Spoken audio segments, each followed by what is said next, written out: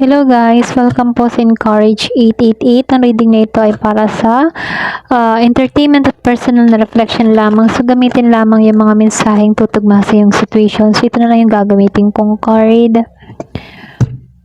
So tingnan natin ano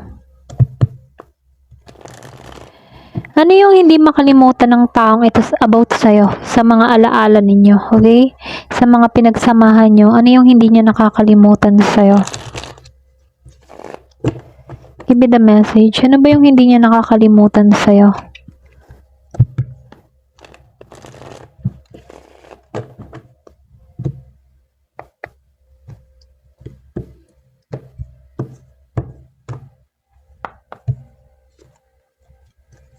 Queen of Swords.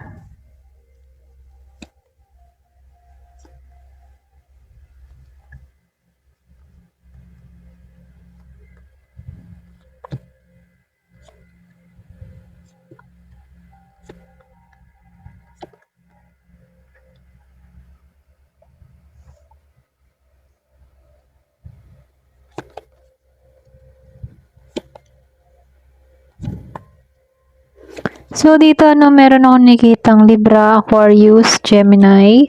Meron ding Aries, Leo, Sagittarius. Virgo, Taurus, and Capricorn. Meron ding Pisces, Scorpio, Cancer. So, tingnan natin. Ano ba yung hindi niya nakakalimutan sa'yo? Hanggang ngayon, okay? Dito, itong taong ito, meron ng mga bagay na hindi makalimutan tungkol sa'yo. Kaya lang, ma-pride to eh. Ma-pride siya. Okay? Kumbaga, meron tong mga unresolved feelings, guilt. Ayan. Yun yung pumipigil sa taong ito kung bakit hindi kanya hinaharap ng direkta. Meron siyang pride. Pero kung titingnan dito, itong taong ito, hindi niya makalimutan yung tapang mo, yung pagiging prangka mo. Okay? Nakikita ka niya bilang isang babaeng marunong magtakda ng boundaries. Hindi ka madaling manipulahin. May impression siya dito na ikaw, kaya mong umalis kapag sobra na yung tao sa'yo. Okay? So, dito, lumalabas din dito, hindi rin ito makalimutan yung mga sinabi mo or yung mga observation mo, yung mga tanong mo about sa taong ito. Pwede nga ba sa inyo, meron kang mga tinanong dito, mga nakita mo, meron kang mga nasabi dito na tumatak sa taong ito. Para bang meron kang salita na talagang tumatak sa isip ng taong ito. Maaaring itong taong ito, may curiosity siya tungkol sa kung ano ba yung ginawa mo ngayon. Okay? Yung ano yung ginagawa mo ngayon, anong pinagkakaabalahan mo ngayon. Nakikurious din siya doon. Okay? So, nakikitaan ko din dito, ito si Three of Wands and si Wheel of Fortune. Kung titingnan dito, hindi niya makalimutan, pasensya na utal ako. Hindi nito makalimutan na may future ka or meron kang mga plano, okay? Na hindi natuloy sa inyong dalawa. Para bang yung iba sa inyo pwedeng nag-usap kayo about sa future yung dalawa, yung mga plano yung dalawa, pero hindi natuloy. May feeling siya dito na sayang, hindi kami umabot doon sa plano mong yon, okay? Kasi dito, lumalabas, hindi niya nakalimutan kung gaano ba kalaki yung pagbabago na nangyari sa buhay niya dahil sa connection nyo.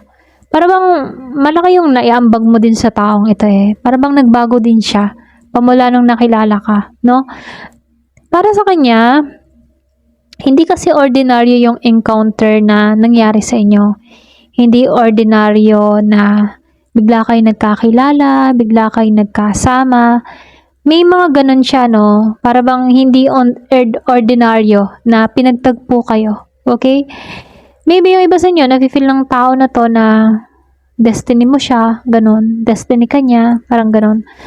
So, dito, no? Lumabas to. At ito. Si Two of Swords and si Ten of Swords reverse. Pero kung titingnan dito, no, tumatak sa kanya dito yung pagkakaroon ng pareho kayong hindi makapag-desisyon dito, no? May mga bagay na hindi niya nasabi or hindi na pagdesisyonan ng maayos dito, okay? Kaya lang dito sa Ten of Swords, hindi niya makalimutan dito yung sakit, yung pagtatapos ninyong dalawa dito. Pero nakikita rin niya na may parte sa connection nyo na hindi talaga tuluyang namatay sa emotional level, ano? Kumbaga, merong kailangang healing na mangyari. Okay?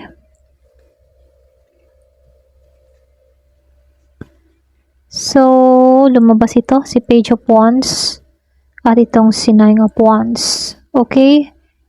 Kumbaga dito, si Page of Wands, para bang may pagka-impulsive to eh.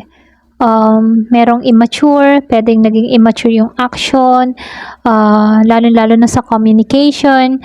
Maring pinagsisihan niya yon, yung pagiging niyang immature sa pananalita niya.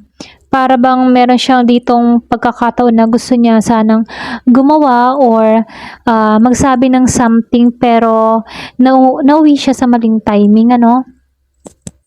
Kaya dito, lumalabas sa Nine of Wands na nakikita ka ng tao na to bilang isang taong maraming mga pinagdaanan. Pero ngayon, hindi ka basta-basta sumusuko, no? Hindi niya makalimutan yung resilience mo, okay?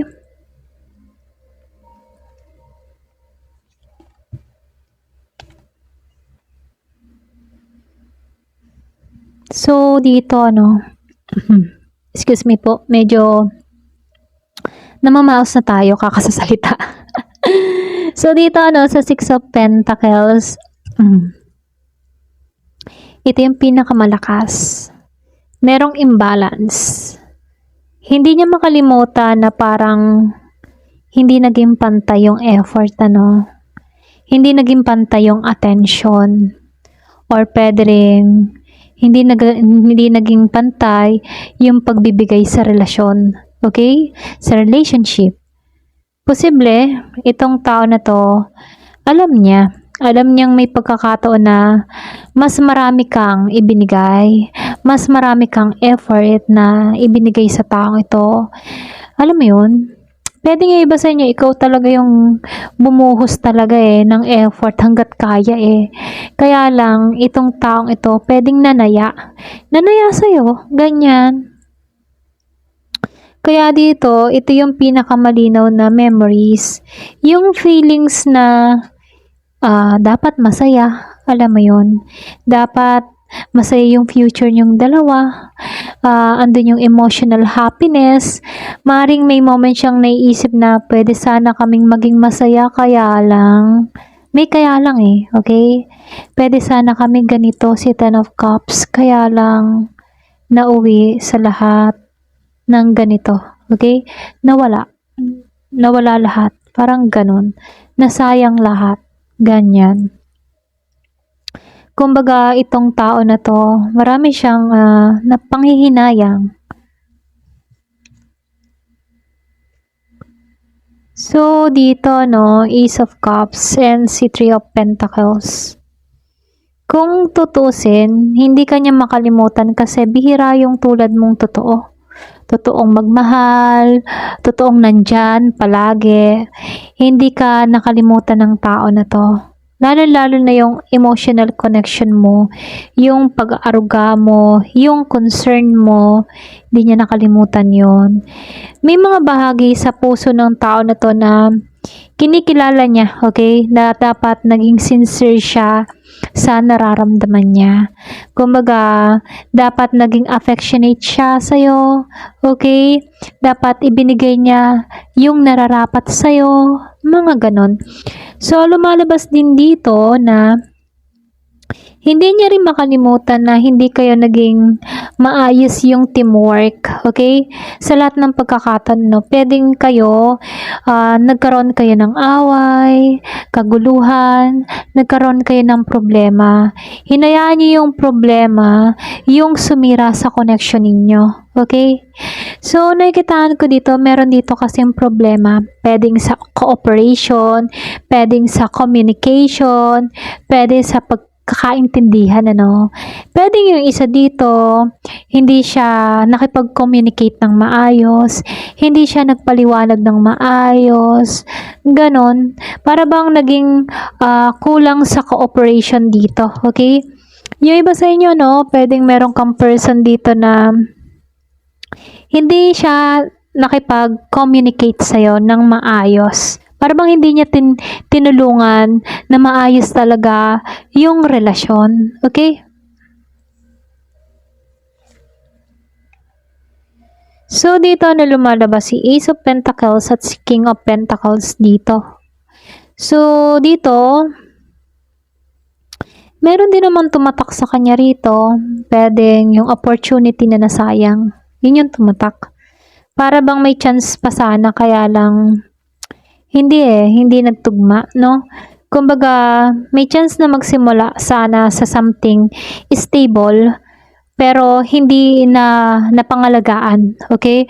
So, hindi niya nabigyan ng tamang pagkakataon yung connection. So, dito, meron kayong memories dito na instability, no? Merong matigas yung ulo. Merong naging materialistic dito, okay? Pwedeng very control-oriented sa sitwasyon. So, ibig sabihin, maaaring ito'y kumakatawan sa kanya na, alam mo yun, alam niyang may bahagi siya na hindi siya naging matured o hindi siya naging stable enough para sa connection, no? So, nakikitaan ko rin dito itong hangman. At ito, si Six of Wands reverse. Kumbaga dito, no? Pumasok tong si Hangman. Hindi niya nakalimutan na matagal na pala siyang stuck. Or matagal na pala siyang nakahinto. Para bang may point dito na parehong naghihintay. Pwede nga iba sa inyo, hinihintay mo pa rin to. Then siya naghihintay din. Pero pareho kang ayaw gumawa ng sacrifice. Kaya hindi umusad yung situation.